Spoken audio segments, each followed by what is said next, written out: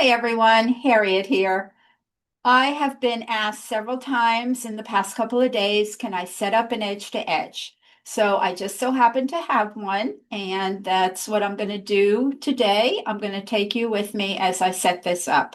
So I'll be working on the actual quilt just to get my area, and then I'll take you over to the Pro Stitcher simulator on my laptop so it's easier for you to see the screen up close, and I'll set it up there. So come on over with me and let's get the area situated on this quilt.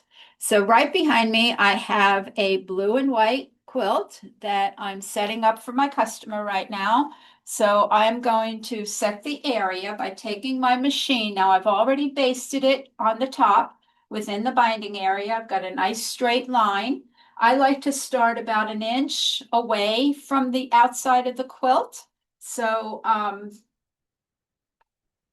that I have a little bit of wiggle room here in case the pattern shifts on me. So I start about an inch on the batting and I go over on the other side off about an inch on the right-hand side. So I'm going to take my horizontal channel lock. And like I said before, if you don't have a computer, then this is your horizontal channel lock. You're going to put this around your wheel and it's going to allow you to move your machine horizontally, but it won't move back and forth vertically. So I've got my lock on, so I know that I'm straight, and I'm going to hit the two corner on my area, and I'm going to bring it all the way over to the other side and hit two corner. And come back. All right, so that is 70.5 inches because I added in the extra inch on both sides. And I know that the length of the quilt is 76. So I'm going to make it 80 inches. I'm just going to make it a little bigger because I know I have to crop at the end. That way I know I have enough. So I'm going to make it a little bit bigger, 80 inches. Okay, so there's my area. And I'm going to take my horizontal off now. And now I'm ready to set my pattern into there. So I'm going to go ahead and switch cameras so I can work on the simulator. And that way it's a little bit clearer than the actual monitor over here. So let me jump over to my laptop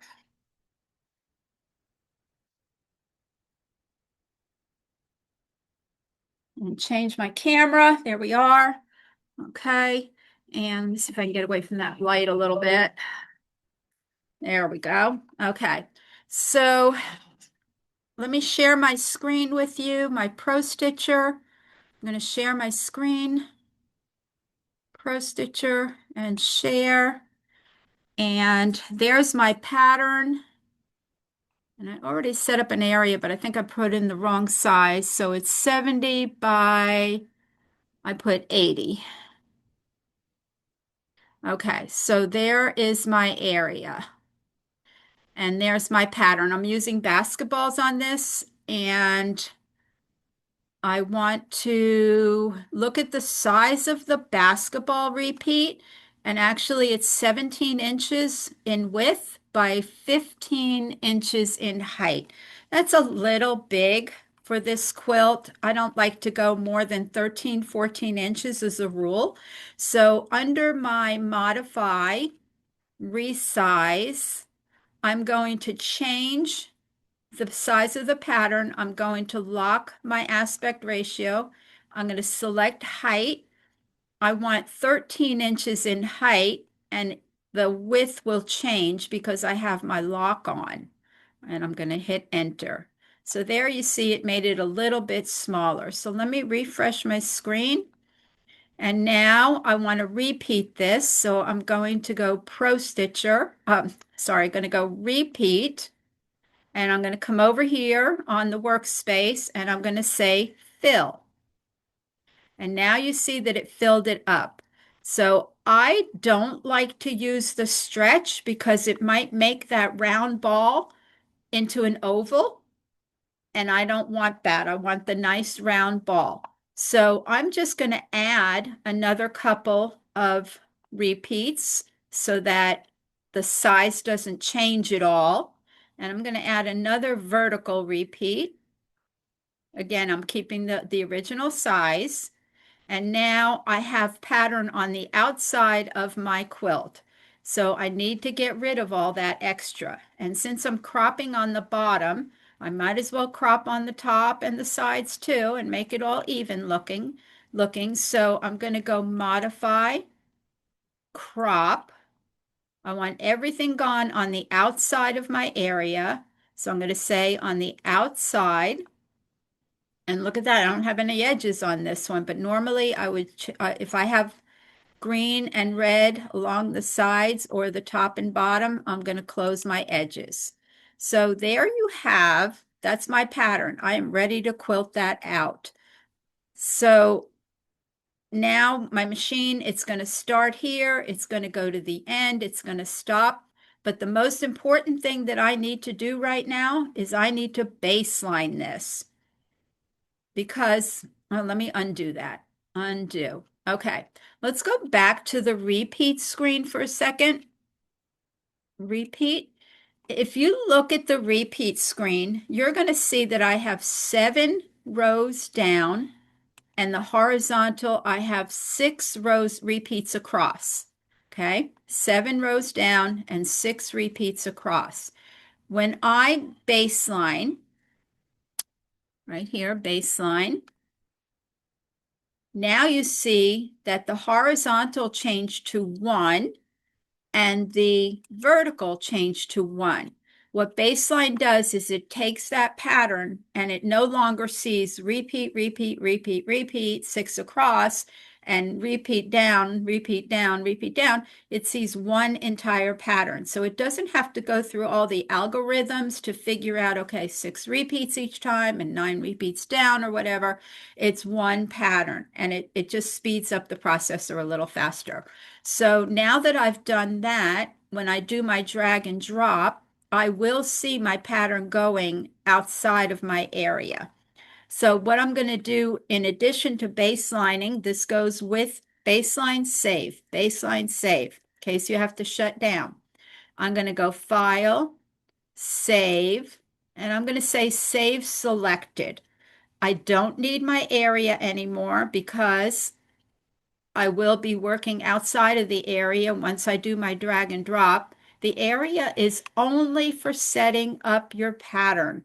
Once you set up your pattern and baseline it, you don't ever need that area again. Okay? So don't stress that it's not there. I'm going to go File, Save, Selected, and I have a folder that says current, I believe it says. There it is, current. And I'm going to put it in there. I'm going to, it says already, repeat basketball, football. Okay, I'm going to say save. I got to look at this one again. Let me zoom in on that. Basketball, football. I wonder if I chose the right pattern. Anyway, I showed you how to do the edge to edge. Okay, so now that I've got that, I'm going to come back over to the quilt. I need to change my foot because I did free motion yesterday, and I need to check my tension. And after that, I'm ready to go. And I have one more tip for you, so stay till the end of the video, please.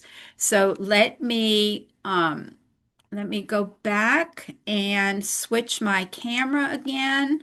Oh, this is so much fun. I'm learning so much about cameras and YouTube and all of that. Okay, so we're back to this camera. And I was doing free motion yesterday. So let me see if I can put you on the blue. It might work a little bit better, and turn off these lights. Can you see there? Maybe one light. Let's see how that looks. And maybe the other light. I like to play with the lights. Okay, there we go. And do I need to zoom in just a little bit? See if we can do that up and over. I'm trying to get you in here so that you can see the best. Let's see. There we go. Okay. So I have my little tool to change my foot. I'm going to make sure that my needle is in the highest position because that also raises the foot there. So I'm going to come into my machine screen, or you can use your needle up, and I'm just going to do a full rotation on my flywheel here. You can go to your back flywheel if you don't have this on your screen. This is the Amara family or the Infinity. I'm going to put my tool into the little hole for the screw and lefty-loosey. And what I like to do is I like to pick up the whole foot while my handle is still in here. So I just raise it up and screw just a little more, raise it up, and it just falls down. This is on a spring, so don't worry about it's tight, but you can lift it. Now I'm going to get my glide foot back because I love to use my glide foot when I'm doing an edge to edge. And it's a little bit hard to get in there. So again, I'm going to lift up my foot and pop that in there. And while I'm holding it up,